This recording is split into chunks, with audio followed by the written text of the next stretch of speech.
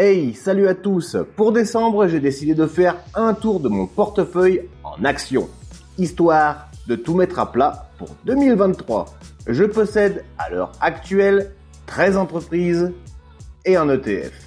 Et dans cette série de vidéos, on s'attaque tout simplement à l'analyse de ces entreprises au travers de la plateforme justement créée dans cette optique, Morning. Tu peux également retrouver mon portefeuille en temps réel. Je t'ai glissé le lien en description. C'est gratuit à visionner, bien évidemment. Si ça peut t'aider à te faire une idée, puis à te débrouiller tout seul, on aura gagné. C'est une analyse d'entreprise pour les débutants / intermédiaires, j'ai envie de dire. Alors, si vous le voulez bien, c'est parti! Première boîte, Realty Income. Realty Income est une société du S&P 500, une société à dividendes aristocrate. Elle a un rendement de 4,6%, un sûreté dividende considéré comme sûr par Morning de 14 et un score de croissance de 15. Très bon potentiel. La croissance du dividende sur 5 ans est de 3% par an. Là, c'est un peu plus complexe, mais on peut commencer à causer de cette ligne, les gars. En gros, c'est 4 statistiques financières de l'entreprise. La capitalisation, c'est la valeur actuelle des actions en circulation de la société. En gros, il te faudra dépenser ce montant pour t'offrir la boîte. Allez, il n'y a plus qu'à économiser. 41 milliards, c'est l'affaire de 15 jours, non? Ensuite, le ratio cours-bénéfice. C'est le cours de l'action de la société ou la valeur marchande générale par rapport à son bénéfice par action. Ensuite vient le bêta, sa volatilité. Pour calculer ce bêta, on divise le rendement relatif de l'action par le mouvement de la valeur moyenne du marché. Ça nous donne une indication sur la volatilité de la boîte, tout simplement. En règle générale, et j'ai bien dit en règle générale, un résultat supérieur à 1 indique souvent des actions plus risquées avec des rendements plus élevés. Ben ouais, haut rendement égale haut risque, amigo. Et au contraire, un résultat inférieur à 1, comme c'est le cas, en gros, c'est moins risqué. Mais en général, ça s'accompagne d'un rendement plus faible également. Tout simplement. On en a déjà causé dans une autre vidéo sur les penny stocks, je crois. Je te mets la fiche en haut à droite, si j'y pense. Le dernier, c'est le bénéfice par action. Bon, ça coule un peu plus de source, ça mesure la rentabilité pour montrer quelle part du profit d'une entreprise est attribuée à chacune de ses actions ordinaires. Si on descend un peu, on a son code ISIN, puis sa description, Mais en gros, à ce jour, la société a déclaré 608 dividendes mensuels consécutifs sur des actions ordinaires tout au long de ses 52 ans d'histoire d'exploitation et a augmenté le dividende 109 fois depuis sa cotation en 94 à la bourse de New York. Realty Income, tu peux l'appeler également O. Si on descend un peu, on a son prix sur 10 ans ainsi que mon PRU. Le PRU, c'est le prix de revient unitaire. En gros, à combien j'ai acheté mes actions.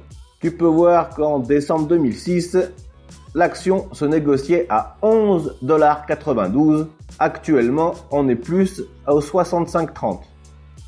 D'ailleurs, c'est écrit là-haut. Correspond à peu près 63 €. La comparaison des performances avec un retour sur un an pour Realty Income de moins 4%, quand les concurrents faisaient moins 18 et le S&P 500 moins 16. Et un retour sur 5 ans de plus 50% quand les concurrents faisaient plus 22 et le S&P 500 plus 53.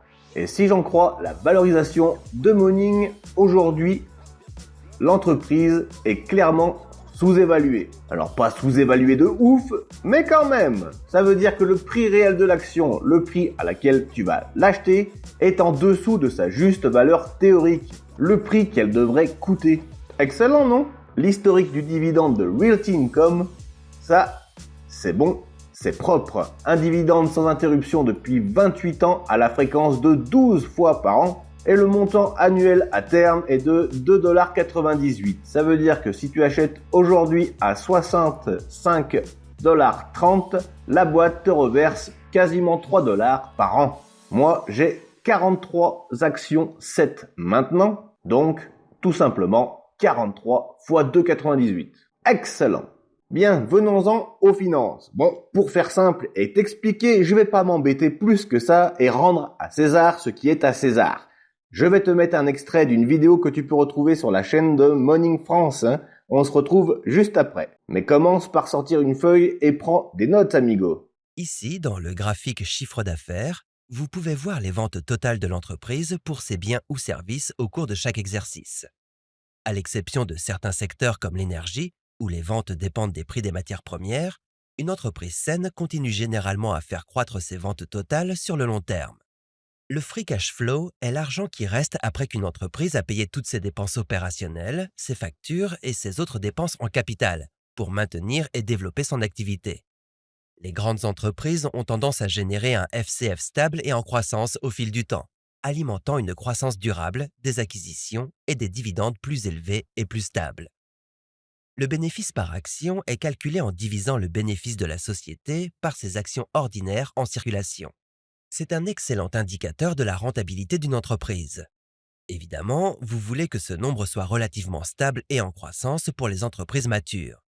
Mais pour les nouvelles entreprises, il n'est pas rare de voir un BPA négatif pendant plusieurs années.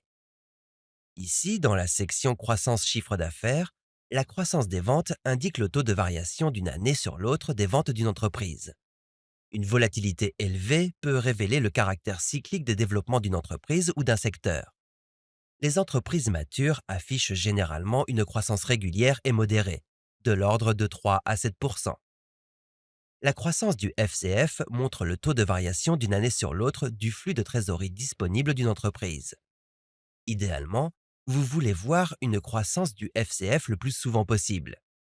Mais pour les jeunes entreprises qui investissent massivement pour alimenter leur croissance, ce graphique peut être davantage irrégulier. La croissance du BPA montre la manière dont une entreprise augmente son bénéfice par action. Les meilleures entreprises augmentent régulièrement leurs bénéfices au fil du temps pour favoriser la croissance des dividendes et l'appréciation du cours de l'action. Ici, dans la section rentabilité, le graphique marge opérationnelle indique la rentabilité générale en divisant le bénéfice d'exploitation, ce qui reste après qu'une entreprise a déduit son coût des marchandises vendues et ses dépenses d'exploitation, par ses ventes totales. Un chiffre supérieur à 12% est généralement un bon signe pour la plupart des entreprises. La marge nette, parfois appelée marge bénéficiaire, mesure le revenu net ou le profit généré en pourcentage du chiffre d'affaires, c'est-à-dire les bénéfices nets divisés par les revenus. La marge nette est généralement exprimée en pourcentage et illustre la part de chaque dollar de revenu qui se traduit en profit. Le retour sur capitaux propres mesure combien de dollars de profit une entreprise gagne pour chaque dollar que les actionnaires ont investi dans l'entreprise. Il est calculé en divisant le résultat net de la société par les capitaux propres. Au-dessus de 10%, c'est généralement un bon signe pour la plupart des entreprises. Ici, dans la section santé, Morning vous montre le ratio de distribution des bénéfices, qui est le pourcentage des bénéfices nets versés sous forme de dividendes. Pour la plupart des entreprises, un taux de distribution inférieur à 60% est recommandé, bien que les fiducies de placement immobilier, par exemple, soient l'une des exceptions. Un ratio de distribution croissant signifie que le dividende augmente plus rapidement que les bénéfices ou que les bénéfices diminuent régulièrement. Et un ratio de distribution volatile peut indiquer une entreprise moins stable. Le ratio de distribution du flux de trésorerie disponible est similaire au ratio de distribution des bénéfices. C'est le pourcentage du flux de trésorerie disponible versé sous forme de dividendes. Encore une fois, pour la plupart des entreprises, nous préférons voir un taux de distribution inférieur à 60%. Contrairement aux bénéfices, le flux de trésorerie disponible mesure le montant d'argent réel qu'une entreprise génère après réinvestissement et qui peut être réellement utilisé pour verser des dividendes. Il peut être volatile, mais les entreprises les plus sûres couvrent régulièrement leurs dividendes avec du cash flow libre. La couverture des intérêts montre combien de fois le profit généré au cours d'une année peut rembourser les intérêts sur la dette payée au cours de la même année. Si une entreprise est trop endettée, les paiements d'intérêts peuvent peser lourdement sur sa trésorerie et exercer une pression sur les dividendes attendus. Idéalement, ce nombre devrait être supérieur à 8. Le ratio dette sur capitaux vous indique la proportion du financement d'une entreprise qui provient de la dette, par opposition aux capitaux propres. Les entreprises qui dépendent fortement de la dette pour financer leurs opérations peuvent être plus susceptibles de rencontrer des problèmes si les conditions commerciales s'affaiblissent, généralement en raison de paiements d'intérêts et de remboursements de dettes plus élevés. Généralement, jusqu'à 1,5, ce ratio est plutôt acceptable, tandis que tout ce qui dépasse 2 est considéré comme élevé. Maintenant qu'on sait de quoi on cause, c'est parti. Le chiffre d'affaires en continuelle hausse, sa croissance annuelle, sa rentabilité et ses marges, et sa santé. Évidemment, si tu souhaites te poser un peu plus que cette courte vidéo, tu peux retrouver dans la description un lien qui te dirigera directement vers Moning. Je le répète, c'est gratuit. Inscris-toi via ce lien et tu pourras retrouver tous les graphiques que je te présente gratuitement, évidemment. En dernier, on arrive sur la valorisation. Là aussi, je vais essayer de tout expliquer de manière vulgarisée. Le price to book, c'est un ratio boursier qui met en rapport donc, le prix auquel l'entreprise s'échange actuellement en bourse. On peut retenir soit le prix par action, soit la capitalisation boursière, évidemment, et la valeur comptable, c'est-à-dire la valeur de ses fonds propres. Alors, en théorie, et je dis bien en théorie, plus ce ratio est bas, plus il traduit une importante décote sur l'actif. À l'inverse, une rentabilité élevée se traduira par un price to book élevé. L'entreprise Coca-Cola s'échange par exemple à 5 fois ses capitaux propres, à peu près je crois. Ensuite, il est quand même nécessaire de toujours bien s'interroger sur la qualité des fonds propres. Venons-en au payout ratio. Alors, comment t'expliquer ? C'est lorsque l'entreprise clôture son exercice annuel, elle convoque l'assemblée générale des actionnaires pour présenter son bilan et son compte de résultat, tout simplement. Le résultat principal est le résultat net. Comme souvent, il correspond aux bénéfices ou aux pertes d'ailleurs qu'a réalisé l'entreprise. La gérance propose alors aux actionnaires, en cas de bénéfice bien sûr, de répartir ce résultat net entre ces deux possibilités principalement. La première, c'est réinvestir dans l'entreprise pour financer de nouveaux investissements et permettre à l'entreprise de croître. Et le second point, c'est distribuer le surplus aux actionnaires. C'est ce qu'on appelle tout simplement le dividende, les gars. Et t'as compris qu'on cause de haut. On sait tous ce qu'ils préfèrent, nous payer. Excellent. Normalement, un payout ratio prudent ne doit pas dépasser les 60%. Cela dépend bien sûr de l'entreprise qui doit trouver un point d'équilibre entre une juste rémunération de ses actionnaires et sa faculté à conquérir de nouveaux marchés. Le ratio cours-bénéfice, qu'est-ce que c'est que ça ? Eh bien, c'est une référence à partir de laquelle on évalue les entreprises d'un même secteur. Ce ratio, normalement, aide les actionnaires à comprendre la valeur de leur part de participation dans l'entreprise.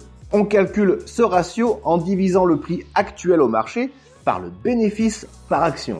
Le PEG ratio, ou le PEG, pour Price Earnings to Growth. Growth, c'est la croissance en anglais. Ça permet de déterminer la relation qu'il existe entre le prix d'une action, le bénéfice par action et la croissance attendue des bénéfices d'une boîte cotée en bourse. On bifurque sur le Price to Sales. Ça se calcule en divisant la capitalisation boursière d'un titre par le chiffre d'affaires de l'entreprise. Telle entreprise vaut ainsi 1 fois, 2 fois, 3 fois, etc. son chiffre d'affaires. Ce type de ratio n'est ni plus ni moins utile qu'un autre. D'ailleurs, tous les ratios présentés doivent toujours être utilisés dans une comparaison sectorielle et comparés à d'autres ratios. En gros, te base pas sur un seul ratio pour décider si oui ou non tu prends cette entreprise dans ton portefeuille. Allez, le Price FCF, c'est le Free Cash Flow.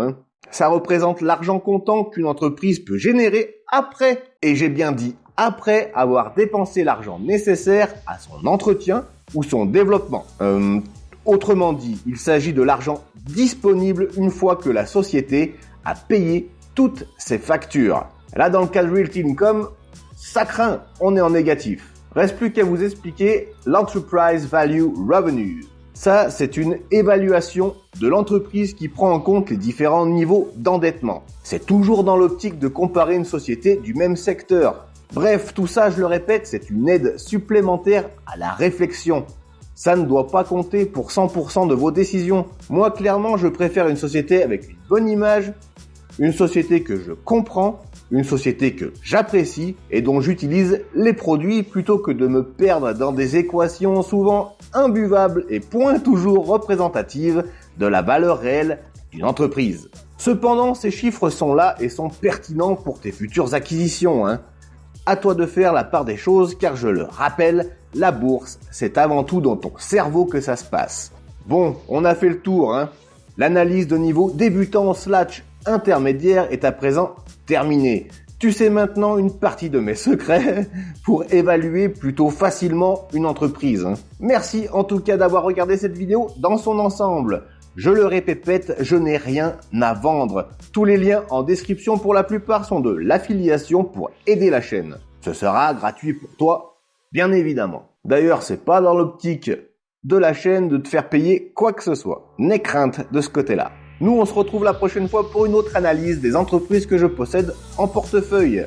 N'hésite pas à me dire si ce genre de vidéo te plaît.